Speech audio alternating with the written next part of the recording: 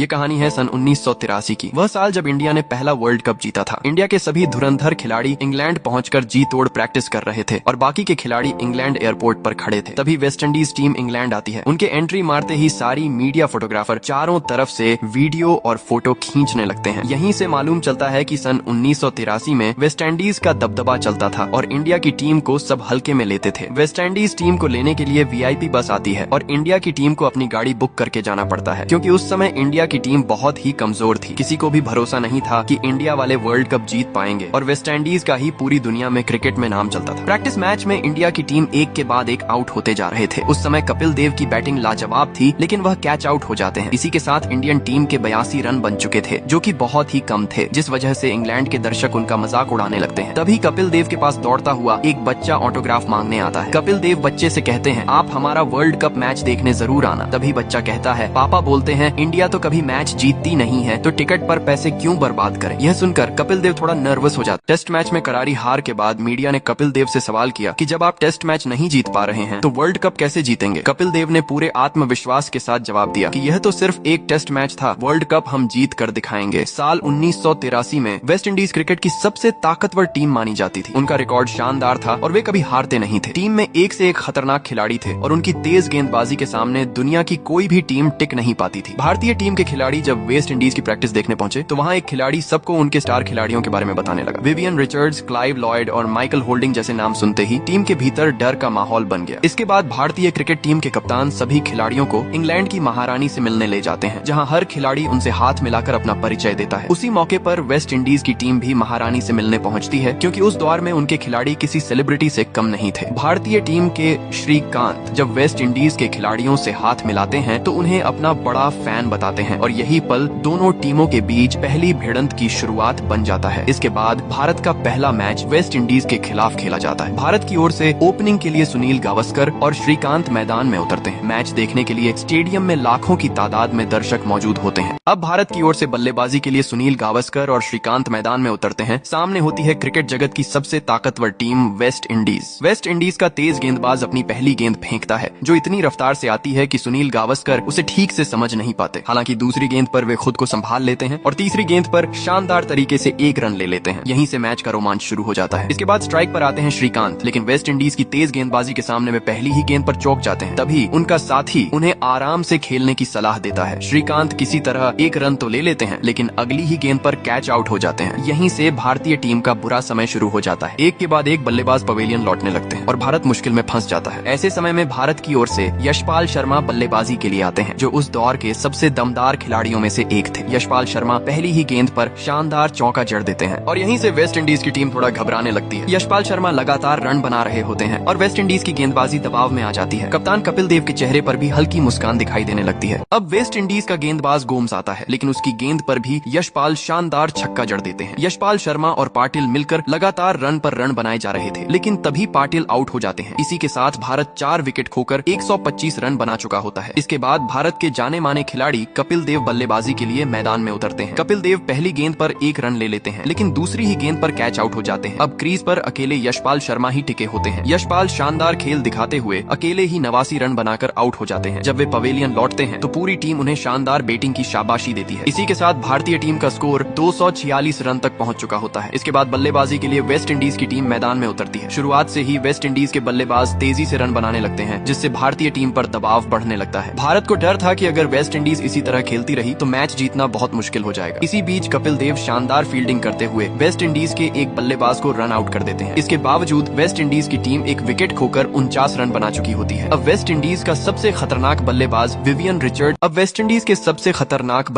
Vivian Richards बल्लेबाजी के लिए मैदान में आते हैं। आते ही वो बड़ी आसानी से चौके और छक्के लगाना शुरू कर देते हैं। पूरा मैदान विवियन रिचर्ड्स के नाम से गूंज उठता है, लेकिन तभी अचानक बारिश शुरू हो जाती है, जिसकी वजह से मैच को बीच में ही रोकना पड़ता है। अगले दिन मैच फिर से शुरू होता है, लेकिन इस बार बीबी रिचर्ड्स पहली ही गेंद पर आउट हो जाते हैं। इसके साथ ही वेस्ट इंडीज 3 विकेट खोकर 76 रन बना चुकी थी। भारतीय गेंदबाज शानदार फील्डिंग कर रहे थे और वेस्ट इंडीज के बल्लेबाज एक एक करके आउट होते जा रहे थे। पूरा मैदान अब इंडिया इंडिया की आवाज से गूंज उठता है। अब वेस्ट इंडीज का सबसे दमदार बल्लेबाज गार्नर मैदान में आता है। वो आते ही लगातार छक्के जड़ना शुरू कर देता है, जिससे भारत पर दबाव बन जाता है। वेस्ट इंडीज की टीम 225 रन बना चुकी थी। उन्हें जीत के लिए सिर्फ 34 रनों की जरूरत थी। तभी कपिल देव को एहसास होता है कि वेस्ट इंडीज के बल्लेबाजों को स्लो बॉल खेलने की आदत नहीं है। कपिल देव शास्त्री से स्लो बॉल डलवाते हैं और उसी स्लो बॉल पर गार्डनर आउट हो जाता है और इसी के साथ भारत ये ऐतिहासिक मैच जीत लेता है। आज तक वेस्टइंडीज का रिकॉर्ड था कि वो कभी नहीं हारे थे, लेकिन भारत ने इतिहास रच दिया। सभी भारतीय खिलाड़ी बहुत खुश थे। अब भारत का अगला मुकाबला जिम्बाब्वे के साथ होता है। इंडिया की टीम शुरू से ही पूरी तरह हावी नजर आती है। एक के बाद एक जिम्बाब्वे के बल्लेबाज पवेलियन लौटते जाते हैं। पूरा मैदान इंडिया इंडिया के नारों से गूंज उठता है। शानदार फील्डिंग और घातक गेंदबाजी के दम पर इंडिया जिम्बाब्वे की टीम को सिर्फ 155 रन पर ऑल आउट कर देती है। अब इंडिया की बल्लेबाजी की बारी आती है। इंडिया के सभी धुरंधर बल्लेबाज छक्कों और चौकों की बरसात कर देते हैं। इसी बेहतरीन बल्लेबाजी के साथ इंडिया यह मुकाबला आसानी से जीत लेती है। इंडिया की ओर से पाटिल सबसे ज्यादा रन बनाते हैं। इस जीत के बाद चारों तरफ इंडिया की ही चर्चा होने लगती है। मैच जीतकर जब टीम होटल पहुंचती है तो मीडिया उन्हें बधाई देती है और कहती है, आपने 2 मैच जीत लिया है, कल इंडिया को लौटना पड़े तो कोई बात नहीं। तभी कपिल देव मुस्कुराते हुए कहते हैं, कल कोई इंडिया नहीं जा रहा, 25 तारीख तक हमारी बुकिंग है। ये कहकर वह वहाँ से चले जाते हैं। मीडिया कहती है, क्या कपिल को फाइनल देखना है? तभी इंडिया के क्रिकेट मैनेजर जवाब देते हैं, कपिल को फाइनल देखना नहीं है, कपिल को फाइनल खेलना है। ये सुनकर वहाँ मौजूद सभी लोग हंस पड़ते हैं, लेकिन दूसरी तरफ हालात बदल रहे थे। वेस्टइंडीज की टीम एक बार फिर अपनी पुरानी खतरनाक गेंदबाजी में लौट चुकी थी। नेक्स्ट पार्ट के लिए सब्सक्राइब करें।